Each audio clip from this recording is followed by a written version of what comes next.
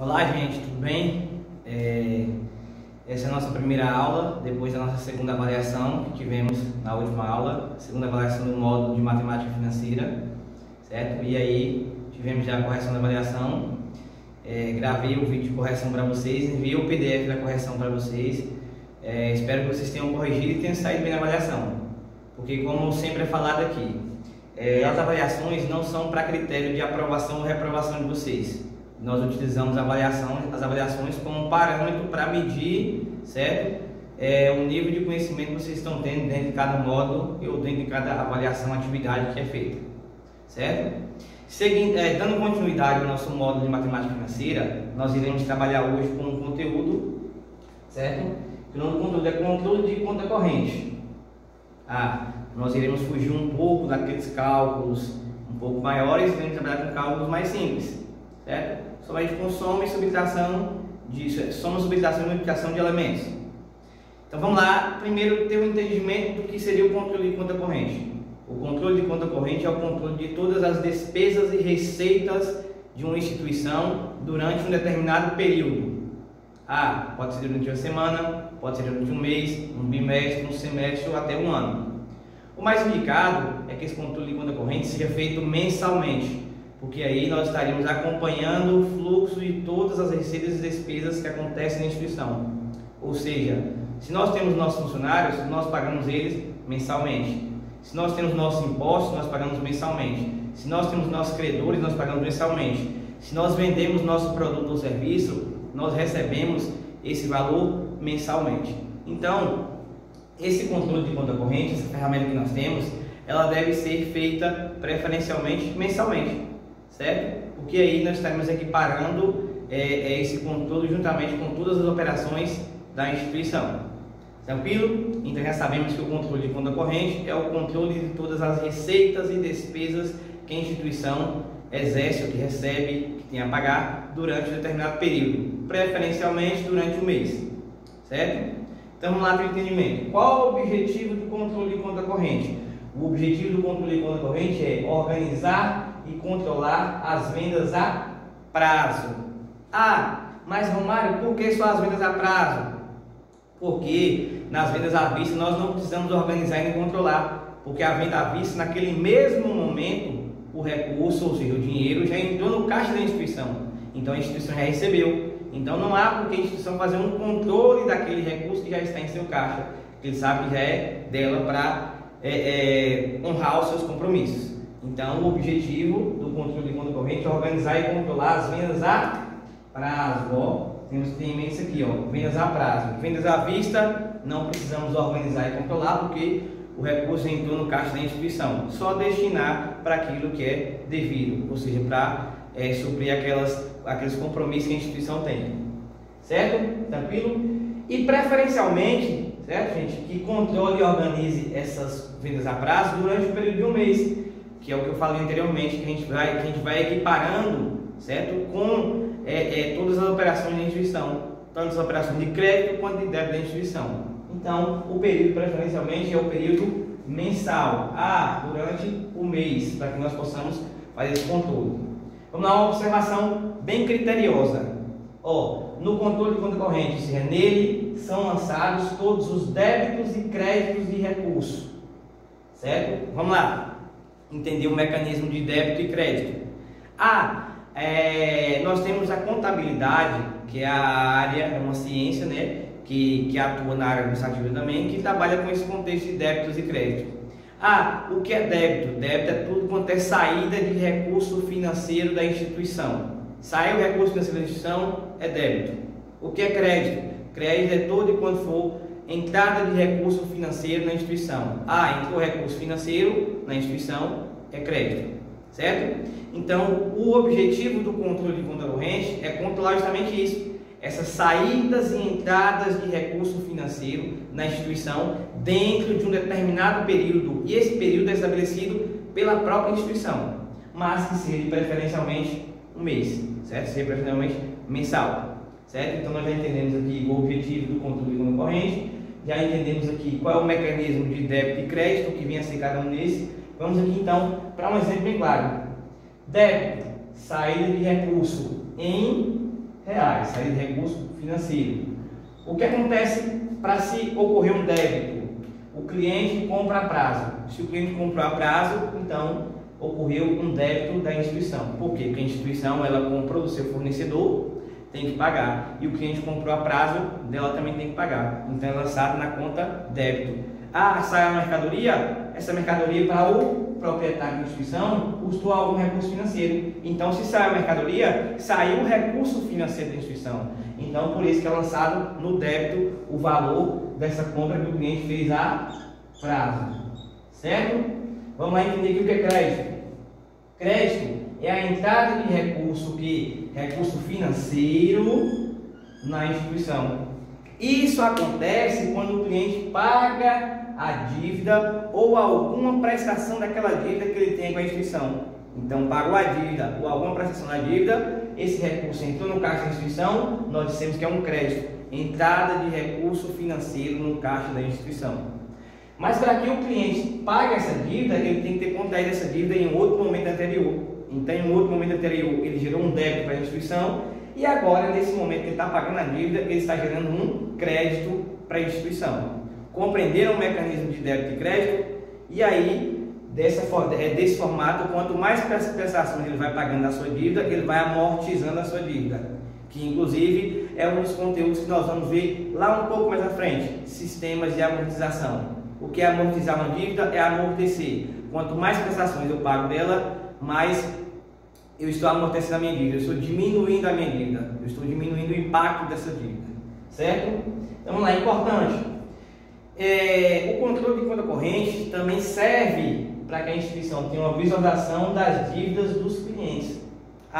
Ele tem um panorama maior de como está a situação dos clientes que compram a prazo, de como está a situação das dívidas dos clientes para dentro da instituição.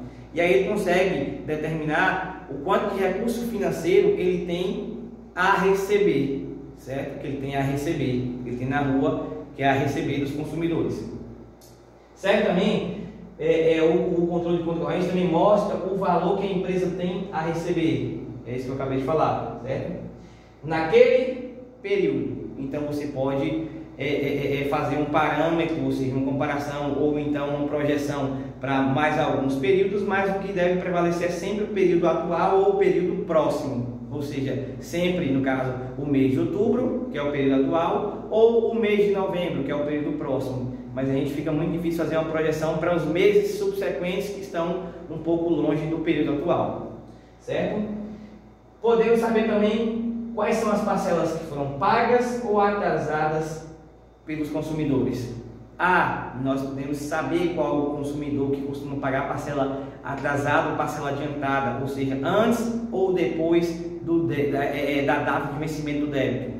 Aí nós conseguimos ter um parâmetro e também começar a traçar um perfil daquele consumidor como pagador perante a instituição, certo? Então, o controle de conta corrente nos auxilia, dentre outras coisas, certo? Outras tomadas de decisões, principalmente a essa relação que a instituição deve ter com as vendas a prazo, certo? Que é um cuidado que deve ter muito maior, porque se o consumidor, se a empresa vendeu a prazo, ela não tem certeza se vai receber. Ela pode muito bem receber todo aquele valor da venda, pode receber parte do valor da venda ou pode não receber nada. Então, quando se vende a prazo, é uma situação futura, então é imprevisível de se ter um resultado preciso, certo? Ou seja, quando se vende a prazo, é um valor que é previsto para ser recebido. Ele só vai ser concretizado mesmo como recebido, que nós chamamos de realizado, no momento que recebe o valor daquela dívida. Diferentemente do valor que a gente recebe quando o consumidor compra à vista. Comprou à vista, pagou no mesmo momento, naquele mesmo momento o dinheiro entrou no caixa da instituição. Então é uma situação completamente diferente. E que nós iremos visualizar essas situações do mecanismo de débito e crédito ali agora. No material que vocês receberam desse módulo de matemática financeira, tem uma atividade. Só que essa atividade servirá de explicação aqui para vocês compreenderem o mecanismo de débito e crédito e como que se dá esse mecanismo. A atividade que vocês irão fazer será outra que eu vou enviar também junto com essa aula, certo? Então nós vamos passar aqui para essa atividade do material que está com vocês explicando como se deu todos aqueles lançamentos, tanto no débito quanto no crédito, e quanto na atualização do saldo devedor daquele consumidor, certo?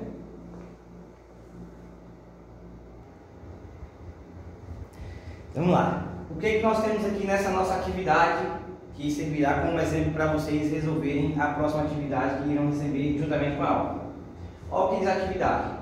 Você trabalha como auxiliar financeiro em uma loja de imóveis e eletrodomésticos e precisa realizar o controle de conta corrente da cliente Escolástica Sanches durante um período de 7 meses. Então essa situação financeira dela para a instituição, certo? Será analisada durante 7 meses. Preste atenção às datas e somente lance novas compras, certo? Se ela estiver com o pagamento das parcelas em dia. Não significa dizer que só irá lançar, certo? Novas compras se ela estiver quitado o pagamento. É diferente. Se ela estiver com o pagamento em dias, ou seja, a parcela está vencendo hoje, ela pagou hoje ou pagou antecipadamente, pode lançar novas compras, certo? Somente se acontecer isso. Agora, se ela começar a atrasar o pagamento das parcelas, o que indica que você não deve lançar novas compras nesse período. Vamos lá. O que acontece? No dia 4/8, dia 4/8, ela fez uma compra de um televisor em 5 vezes iguais com entrada e prestações fixas de R$ 827,50. O que diz lá? Que diz a compra que foi feita em 5 vezes iguais, certo? Com entrada e prestações fixas de R$ 827,50. Então nós temos que pegar o valor da parcela, R$ 827,50, multiplicar pela quantidade de pagamentos que ela vai fazer. 5, que dá um total de R$ 4.137, certo? E 50. Só que acontece, ela pagou uma entrada. A entrada no mesmo valor da prestação, R$ 827,50.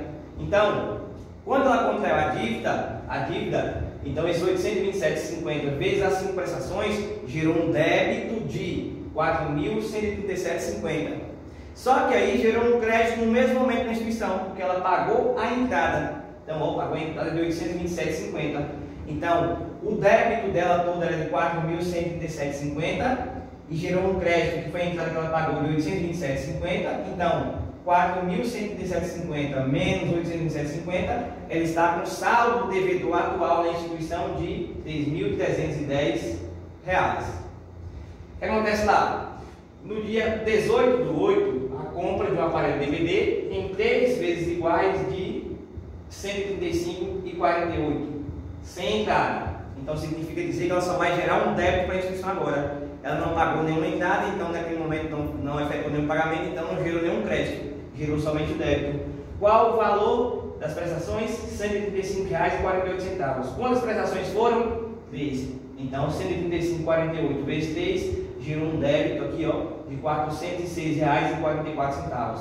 Ela não pagou nada para a instituição, não gerou nenhum crédito, então vamos atualizar o saldo dela, o devedor. Ela devia R$ 3.310, gerou um débito de R$ 406,44, passou a dever R$ 3.716,44. Então isso vai acontecendo durante todo o período de compra dela. Vamos lá. No dia 24/9, compra de um edredom, certo? Casal em 4 vezes iguais de R$ 19,90 sem entrada. Novamente comprou parcelado, mas não pagou nenhuma entrada, então não gerou novamente nenhum crédito para a instituição, gerou somente o débito. Qual o valor do débito? O valor da prestação é R$ 19,90, comprou em quantas prestações? 4 prestações, então R$ 19,90 vezes 4 gerou um débito de R$ 79,60, certo? Vamos lá. Então vamos atualizar o saldo devedor dela. Ela devia R$ 3.716,44, gerou mais um débito de R$ 79,60, então passou a dever R$ 3.796,04, certo? Vamos lá, continuar. No dia 8/10, compra de uma máquina fotográfica com entrada de R$ 100 e mais 5 parcelas fixas de R$ 80. Vamos lá, vamos gerar aqui, Então, a compra da máquina fotográfica, ela deu entrada de R$ 100 mais 5 parcelas fixas de R$ 80. Vamos lá entender quanto foi todo o débito que ela gerou. 5 parcelas fixas de R$880, então 80 vezes 5 dá R$400. Mais a entrada, que é de R$100, então gerou um débito de R$500. 400 mais 100, 500. Então, R$500 foi o valor do débito, mas ela deu a entrada de R$100, então R$100 gerou um crédito. Então, vai ser o débito que ela gerou todo aqui foi R$500 menos 10, menos 100, R$400 de débito. Vamos lá atualizar o débito dela. Ela devia R$3.796,04, mais aqui, ó, esse valor aqui, certo? Ela passou a dever R$4.296, certo? E 4 centavos. Certo? Vamos lá entender o último lançamento agora. No dia 25/11, a compra de um jogo de jantar em 10 vezes sem entrada com parcelas fixas de R$200. Então, não teve entrada, não gerou nenhum crédito, gerou somente o débito. Foram 3 vezes iguais de R$200, certo? Ó, 200 vezes 3 gerou um débito de R$600. Vamos lá, não gerou crédito, então vamos entender somente o débito dela aqui.